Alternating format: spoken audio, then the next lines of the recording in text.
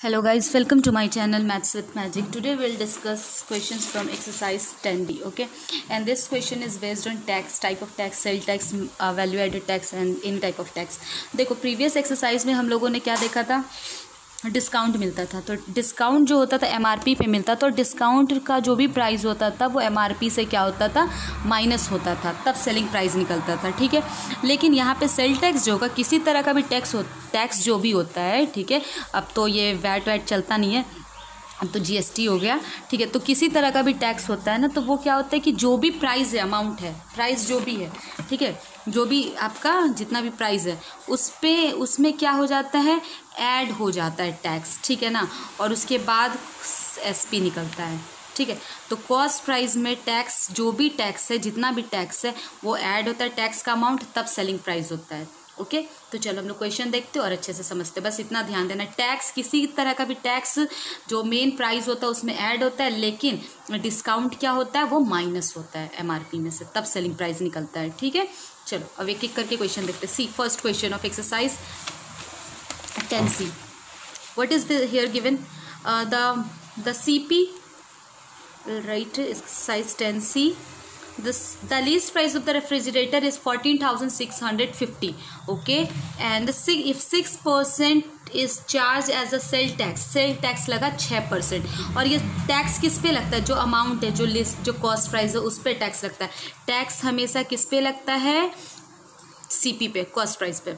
तो कहा गया find the cost of the refrigerator. तो बताओ कि जो आपका रेफ्रिजरेटर जो था वो कितने का पड़ेगा, ठीक है, टैक्स मिला करके। तो हम लोग क्या करेंगे, हम लोग लिखेंगे cost list price of 1 number, list price of refrigerator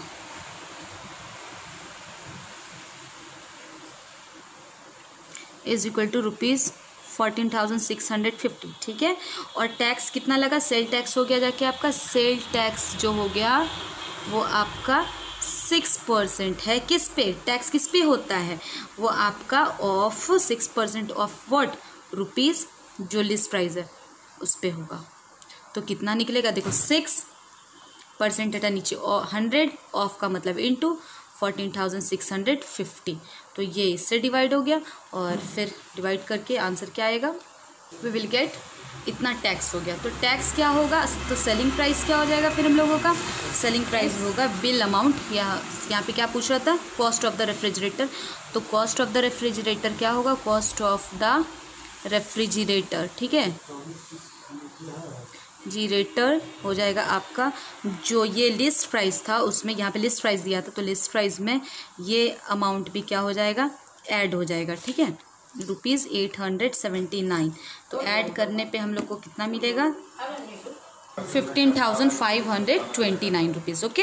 अब देखो question number 2, see Reena about the following article from the general store. Reena ने कुछ आर्टिकल्स खरीदा जनरल स्टोर से। एक टाई खरीदा 250 रुपये का, जिसका सेल टैक्स था आपका 6%।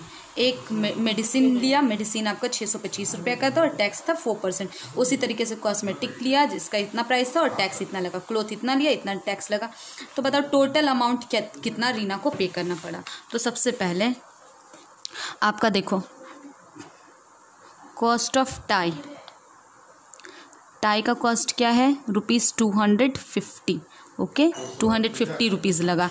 तो टैक्स क्या है, टैक्स कितना लगेगा, डायरेक्टली टैक्स लिखते हैं 6%, किस पे, 6%, परसेंट हटा नीचे 100 ऑफ 250 पे, ओके। ये इससे डिवाइड हो गया, ये 2 टाइम में, ये 5 टाइम में और ये 3 टाइम में, इट मीन्स 15 रुपीज़। 15 रुपीज़ क्या हो गया, माइनस। तो लिख सकते हैं कि एसपी क्या हो गया, एसपी बेचने वाला प्राइस क्या होगा, 250 rupees plus 15 rupees, it will B 265। एक हो गया टाई का। अब दूसरा क्या है, मेडिसिन 1 हो गया। Cost of medicine, cost of medicine कितना था, कॉस्ट ऑफ मेडिसिन है रुपीज़ आपका 625, इट विल बी ₹625 है, ठीक है। और टैक्स लगा, सेल टैक्स कितना है 4% है, तो 4% हटा नीचे 100 of 625, then we will get rupees what, तो ये 25 रुपीज़ टैक्स जुड़ जाएगा, तो सेलिंग प्राइस क्या हो जाएगा, तो 625 625 plus ₹25, okay, it will B ₹650, done. अब देखो थर्ड क्वेश्चन, थर्ड क्या है, थर्ड है हम लोग का कॉस्मेटिक, तो कॉस्ट ऑफ कॉस्मेटिक निकाल लेंगे, क्या हो जाएगा, रुपीज़ है आपका 430 रुपीज़ का है कॉस्मेटिक, ठीक है। और इसमें क्या लगा, सेल टैक्स लगा है आपका 10%, तो 10% of ₹430, it will B ₹43, okay. तो SP क्या हो जाएगा इसका, SP हो जाएगा ₹430 प्लस 43 रुपीज़, तो it will B ₹473। Now the fourth one was cloth, cost of clothes, ये था आपका ₹1175 रुपीज़ का था, और इस पर टैक्स लगा इस ST, तो आपका टैक्स लगा 8%, परसेंट हटा नीचे 100 of 1175, it will be it is 94 rupees. Then SP क्या होगा, SP is equal to ₹1175 plus ₹94, it will be ₹1269। ये हो गया, 4 चीज़ें खरीदे गई, तो टोटल अमाउंट कितना पे करना पड़ा, तो टोटल बिल लिख सकते हैं, the bill paid by, bill amount paid by Reena is equal to, we will add all this one plus this one and plus this one, and after adding all this 4 we will get, तो total amount कितना pay किया गया रीना के through, 2657। Now come to the next question, question number 3। See question number 3 और 4 आपके same type of है, ठीक है। लिखा है Tanvi bought a watch for ₹1980, ठीक है। तन्वी ने इतना का एक वॉच खरीदा, और वो उसमें इंक्लूडिंग वैट 10% वैट इंक्लूडेड था, यानी ये क्या है, SP है, 1980 रुपीज़ क्या है, SP है, और टैक्स इंक्लूड करके। What is the original price, मतलब वॉच का ओरिजिनल प्राइस क्या था, ये निकालना है हम लोगों को, ठीक है।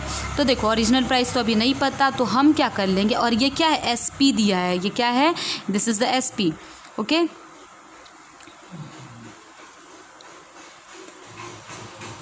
यहाँ पे लिख सकते हैं प्राइस ऑफ वॉच इंक्लूडिंग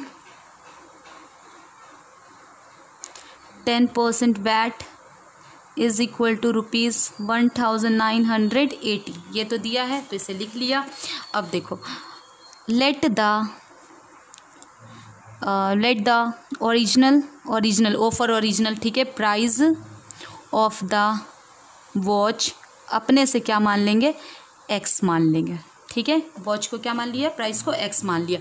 अब बताओ वैट कितना था, वैट था हम लोगों का 10%, वैट 10% ऑफ वैट हमेशा किस पे लगता है, ओरिजिनल प्राइस पे, ठीक है। तो X का ओरिजिनल प्राइस क्या माना, X माना है, तो देखो रुपीज़ का साइन देंगे, 10% हटा नीचे क्या गया 100 ऑफ का मतलब इनटू, और X ये इससे कट हो गया, तो आया क्या X इंटू 1 X बाय 10, क्या आ गया X बाय 10 आ गया, ये हो गया। अब ये जो आया ये वैट आया, क्या आया वैट, तो ओरिजिनल प्राइस क्या हो, तो original price not original price, price of the watch, sorry we can write price including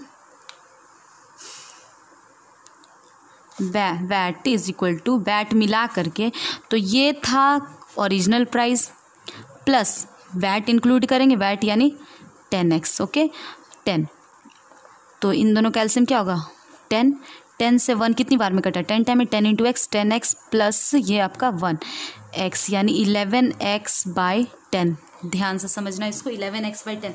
अब ये ध्यान से देखो, जैसे कहने का सेंस है यहाँ पे कि तन्वी ने एक वॉच ख़रीदा था जिसमें 10% क्या था, टैक्स मिलाया हुआ था। तो ओरिजिनल प्राइस निकालना है, ओरिजिनल प्राइस निकालना है हम लोग को। तो हम लोगों ने प्रीवियस क्वेश्चंस में क्या किया था, ओरिजिनल प्राइस हम लोग नहीं निकाल रहे थे।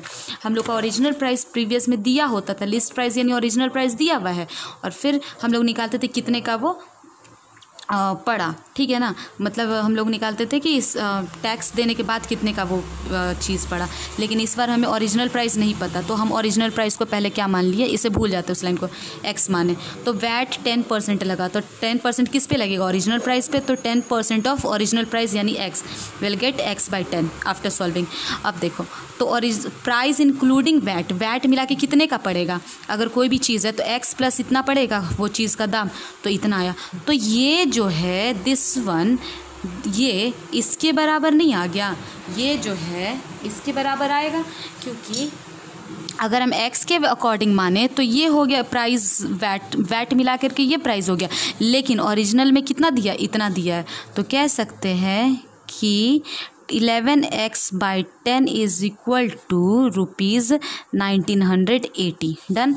तो अब यहाँ पे ऐसे हो सकता है, x यही रहेगा, ठीक है, और 1980 10 इधर चला जाए, और ये 11 क्या हो जाएगा, डिवाइड में चला जाए, तो कितना आएगा, इट विल बी ₹1800। कितना आएगा, 1800, ठीक है।